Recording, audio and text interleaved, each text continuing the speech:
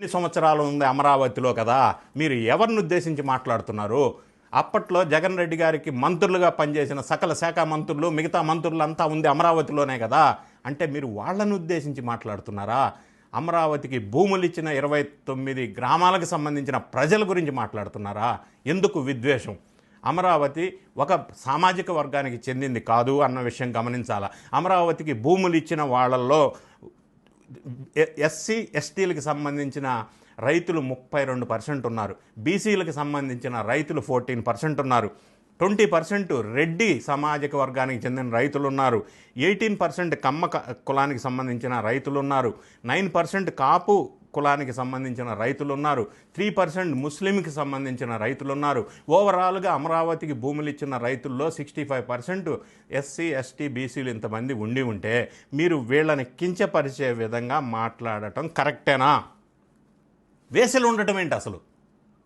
Times of ఇండియాలో వాళ్ళు చెప్పిన టైమ్స్ ఆఫ్ ఇండియా 2 జూన్ 2025లో ప్రచురితమైన ఒక వార్త. దాంట్లో ఎక్కడా కూడా అమరావతి ప్రస్తావన రాలేదు.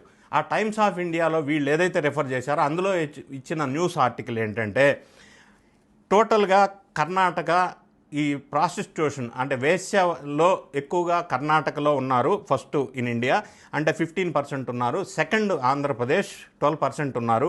థర్డ్ మహారాష్ట్ర 9.6% ఉన్నారు. తర్వాత ఫోర్త్ ఢిల్లీ 8.9% ఉన్నారు. తర్వాత fifth Telangana 7.6% population of prostitutes వేశ్యలు భారతదేశంలో ఈ రాష్ట్రాల్లో ఇంత పర్సెంట్ ఉన్నారు. First Karnataka, second AP, third Maharashtra అని చెప్పి ఆ టైమ్స్ ఆఫ్ ఇండియాలో వీళ్ళు రిఫర్ చేస్తున్న టైమ్స్ ఆఫ్ ఇండియాలో ఆ వార్త ఉంది. ఎక్కడా కూడా ఆ టైమ్స్ ఆఫ్ ఇండియాలో అమరావతి ప్రస్తావన లేదు. వీడెవడో అమరావతి పేరు తీసుకురావడానికి?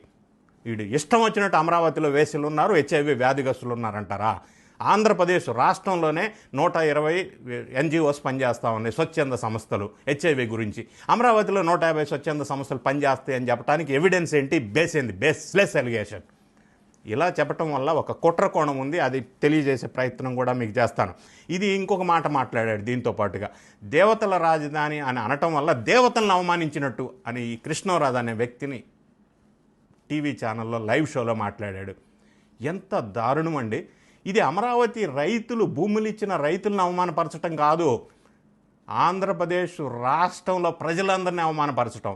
ఆంధ్రప్రదేశ్ రాష్ట్రంలో గతంలో జరిగిన ఎలక్షన్లో 1,70,00,000 ఆడవాళ్ళు ఓటేశారు. వాళ్ళందరినీ అవమానపరచటమే. ఆంధ్రప్రదేశ్ రాష్ట్ర ప్రజలందరినీ అవమానపరచటమే. ఒక్క అమరావతికి సంబంధించిన వాళ్ళని అవమానపరచడం కాదు ఇది.